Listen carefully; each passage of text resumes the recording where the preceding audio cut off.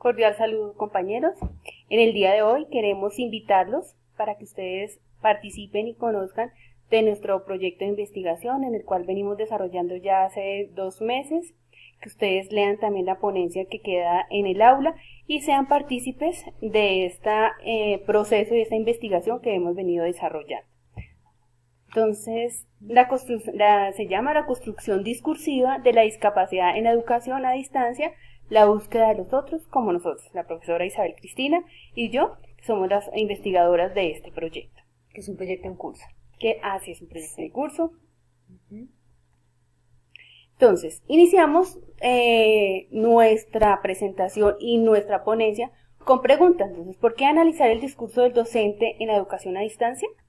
Entonces vemos que el aula de clase en educación a distancia es un área discursiva donde se hace necesario analizar la lengua en su uso y comprender esos mensajes que desde ella se proyectan tanto en la educación como a los docentes, como a los estudiantes. Entonces, teniendo en cuenta esta pregunta y este planteamiento que nos surge, vemos la importancia de la construcción de un discurso tanto individual como colectivo, mirar una reflexión de cómo digo las cosas, por qué las digo y para qué las digo, en esa función de nosotros como formadores de formadores. Entonces nos surgen esas inquietudes.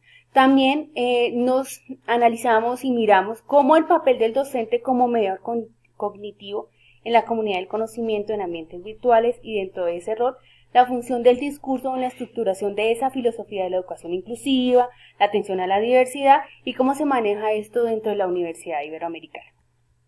También nos planteamos la posibilidad que desde ese discurso podamos cambiar todos esos imaginarios que se escriben en este momento de discapacidad, que se pueda trasladar hacia la diversidad, disminuir esa posibilidad de nuestros actos comunicativos que perpetúen ciertos esos esquemas de desigualdad y exclusión que se ven.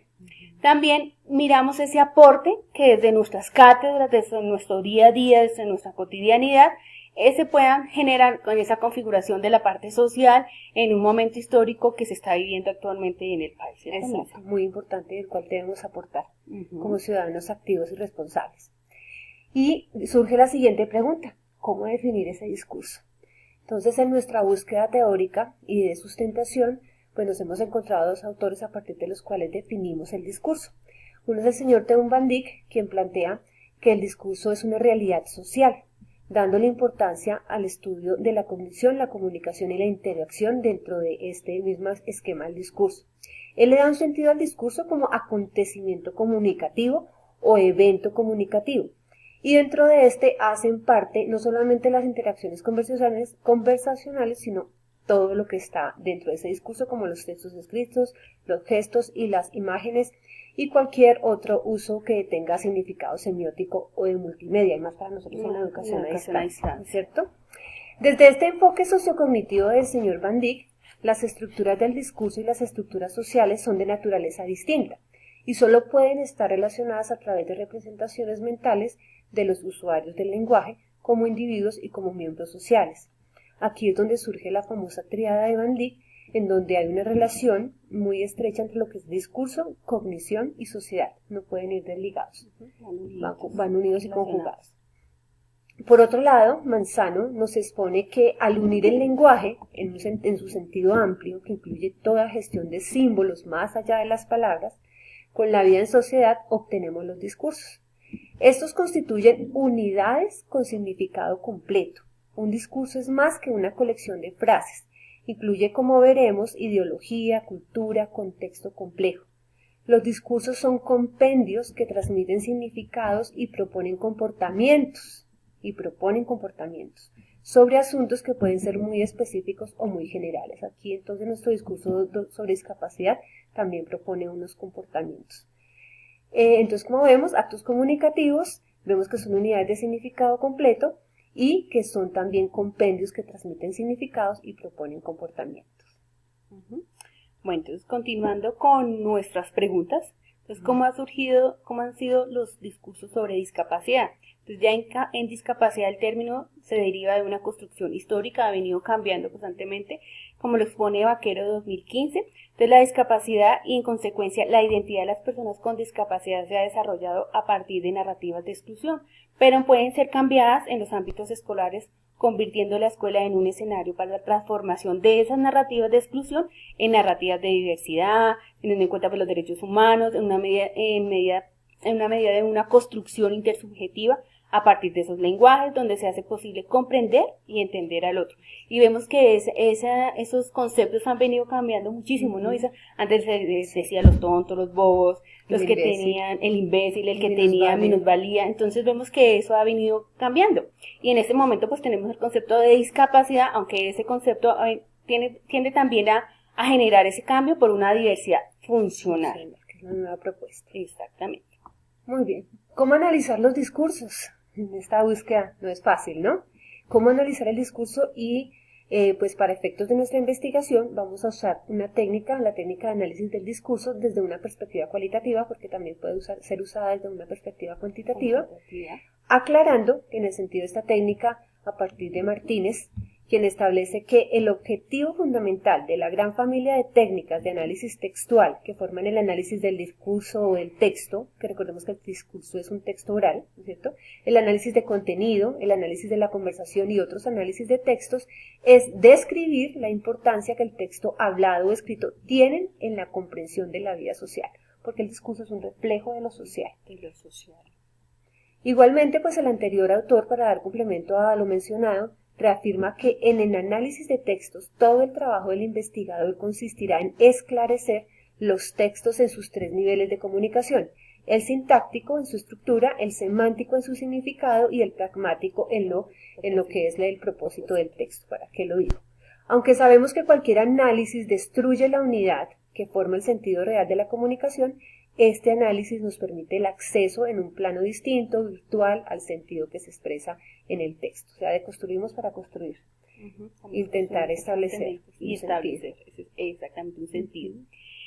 Dice, ¿es pertinente y posible cambiar los discursos sobre discapacidad?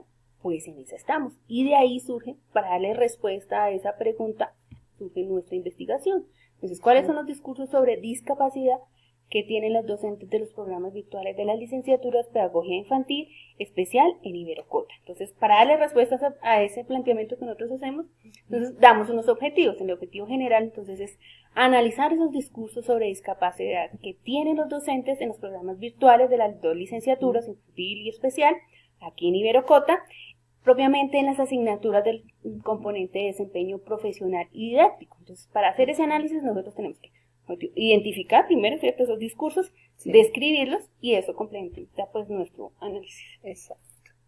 Para ello, pues a partir de la técnica del análisis del discurso, que conlleva una interpretación, por tanto una postura hermenéutica, tenemos unas técnicas de recolección de datos, para lo cual hemos construido dos matrices de recolección. La población objeto son 10 docentes que durante el segundo semestre del año 2016 dictaron 14 asignaturas del componente profesional y didáctico, y a partir pues de un marco teórico que se ha ido construyendo, este marco conceptual y teórico nos permitió construir dos matrices. La primera matriz es una matriz de registro a partir de la cual cada teleclase, el discurso oral, se convierte en texto escrito. Este es un trabajo que van a realizar nuestras estudiantes asistentes, participantes en nuestra clase de trabajo de grado 1. Aquí, a partir de una palabra, un reactivo, que es la palabra discapacidad, se hace la consignación de lo que se dice en las teleclases precisamente sobre discapacidad. Y nuestra matriz de registro 2 es una matriz que se encuentra en proceso de construcción. Exacto, en eso estamos realizando, digamos, una validación primaria, porque nosotros planteamos a partir de unas dimensiones hacer la descripción, y aquí pues todavía nos falta terminar de construirla desde la parte también desde la estructura y los niveles semántico, sintáctico y pragmático, ¿no es cierto? Para concluir obviamente analizando cada contenido desde el qué se dice, cómo se dice y para qué se dice. Para ello, pues en la malla curricular hemos elegido, aquí está la malla curricular de educación especial. Estas son las asignaturas, como ven, del componente didáctico y del componente profesional, las didácticas y los contextos donde van a ser, son las teleclases objeto de análisis. Y en pedagogía infantil, lo que es el componente didáctico y el componente profesional, o sea, los procesos que son las asignaturas que van a ser objeto de análisis del discurso. Bueno, entonces ya nuestra pregunta, ¿cuál sería o cuáles serían los resultados a impacto esperado. Entonces, ¿qué esperamos nosotros a partir de este proceso de investigación que siempre nos ha llevado un poco de dificultad? Porque al comienzo como que todavía no estamos como muy, o sea, como que teníamos tantas cosas que no lo habíamos ubicado. Ya en este momento nos hemos apropiado tanto como de ese discurso, como de ese proceso de investigación, y lo que nosotros queremos es contribuir a esa reflexión académica con respecto a la construcción del concepto de discapacidad, teniendo en cuenta pues el enfoque de derecho, la educación inclusiva y la atención a la diversidad. También contribuir a esa reflexión sobre los contenidos, unas nuevas dinámicas educativas que se están planteando en este nuevo siglo XXI en pro de un nosotros, respetando, ¿cierto?, todas esas diferencias. De igual forma, entonces, llevar a esa reflexión con nosotros como docentes, o sea, como ese papel que estamos ejerciendo nosotros como mediadores cognitivos en una comunidad del conocimiento, en un ambiente de una educación en este momento pues a distancia, dentro de ese rol y la importancia que nosotros tenemos en la construcción de nuestros discursos, tanto individuales como colectivos. Exacto. Y pues no nos resta más que invitarlos, ¿no es cierto?, a leer nuestra ponencia que presentamos en el tercer Encuentro Mundial de Educación a Distancia, para que lo lean y que participen en nuestro taller de nuestro grupo de estudio. Muchísimas gracias. Hasta la próxima. Invitarlos.